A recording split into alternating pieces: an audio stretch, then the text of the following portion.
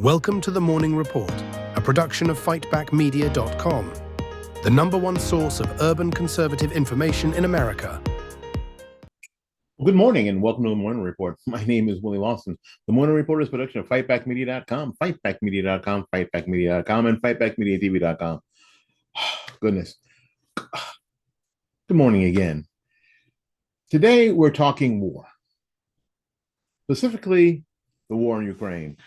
But it isn't just about bombs and borders. This is about failed leadership, broken promises, and what happens when you put someone in office more concerned with ice cream than in international stability. Let's get into it. Over the weekend, Donald J. Trump went scorched earth on Truth Social, which he is prone to do, and didn't hold back. In a post that lit up the platform, Trump blamed crooked Joe Biden and Ukrainian President Volodymyr Zelensky for the ongoing war between Russia and Ukraine. So according to Trump, the war between Russia and Ukraine is Biden's war, not mine. I just got here. And for 4 years during my term, had no problem in preventing it from happening. Let's be clear. Trump's not wrong. There was no invasion of Ukraine during his presidency. None. Zero. Nothing. So let's do a quick rewind. Let's go through the timeline, because I think a lot of people, in this day and age, we forget when things happen. I know I forget when things happen. I know. So when did that happen? I have to ask my wife. So I thought that was, no. She's got the timeline. 2014. Russia annexes Crimea during the Obama-Biden administration. Russia annexes Crimea. That sent shockwaves through Europe because they were like freaking out. If Russia can just annex somewhere, I guess they'll be annexing France or Spain next. That's kind of the fear that people had, I guess. And the U.S. response of Russia annexing Crimea in 2014? Sanctions and a sternly worded letter. 3 years later, 2017 through 2021. Trump presidency. Russia didn't make a move on Ukraine. Why? Because the man in the White House didn't draw red lines with crayons. He drew them with consequences. January 2021, Joe Biden takes office. February, a year and a month later, February 24th, Russia invades Ukraine in full force. Tanks roll, missiles fly, civilians die. The response? Delayed, confused, and heavy on spend. For the next 2 years, through 2022 and 2024, billions of US dollars flow into the Ukraine under Biden's leadership. By 2024, over 113 billion with a B dollars had been committed to the effort, and still no end in sight. 2025, Trump returns to the campaign trail and into the political battlefield. And now, back in leadership, he's calling the war what it is, Biden's mess. All right. Here's where it gets spicy.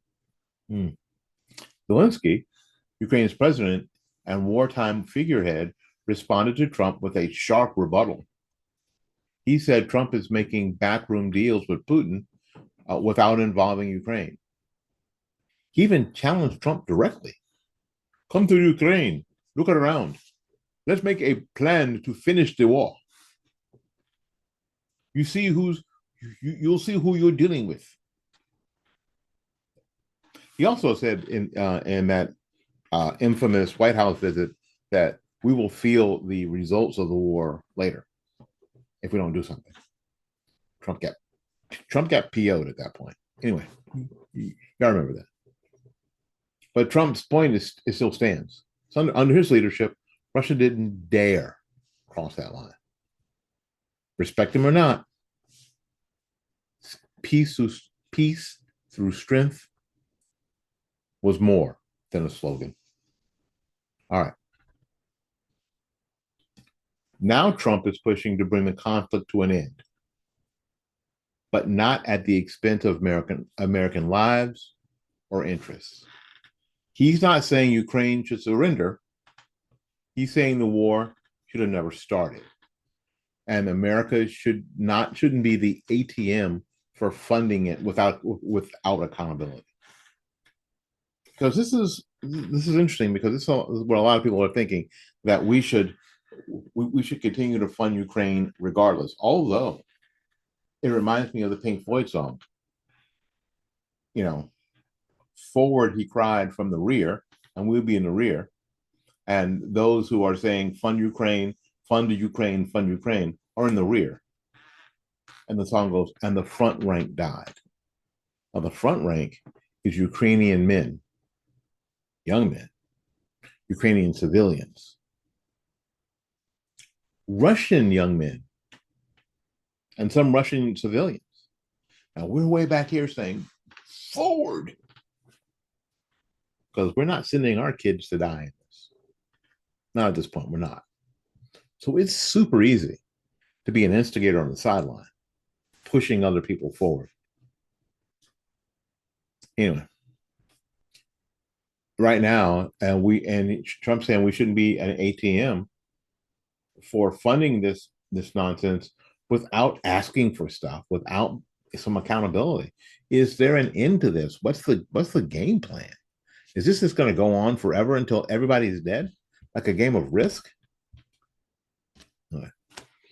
I remember Biden's foreign policy was the same one that, of course, botched the Afghanistan withdrawal, which was coming in time. It was.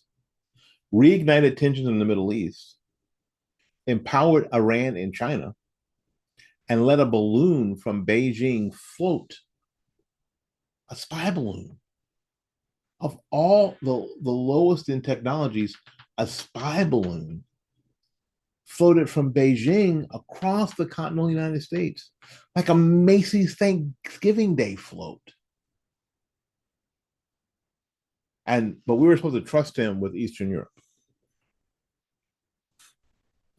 Now, our friends in the mainstream media, the usual suspects, are doing damage control.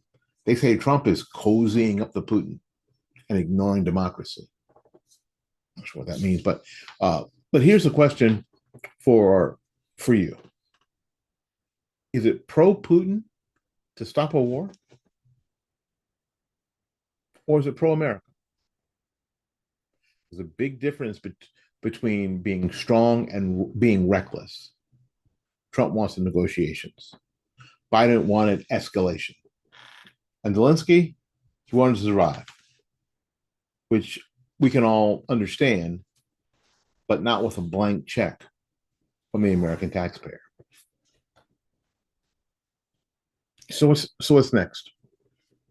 Will Trump call for ending the war resonate with Americans who are war weary and tired of funding endless foreign conflicts? Will global leaders keep pressuring for military solutions instead of diplomatic ones? Let me stop there. I remember before the first Trump presidency, people saying that Trump's going to start World War III with North Korea. I mean, I did just this blather about Trump starting wars and setting the world on fire, when it seems like in this particular instance, it's kind of the opposite. Now, will Zelensky risk alienating his last remaining Western allies with his tough talk? Well, the truth is, it's time for a hard reset. We need leadership that knows how to stare down tyrants and win. Not leadership that shuffles away from reporters in hopes that the next crisis doesn't make headlines before nap time. It's awful. All right. That's it for this edition of the Morning Report. My name is William Lawson. And remember, go out there and learn something, love somebody, and for goodness sakes, y'all take care of yourself. We'll see you when we see you. Bye bye now.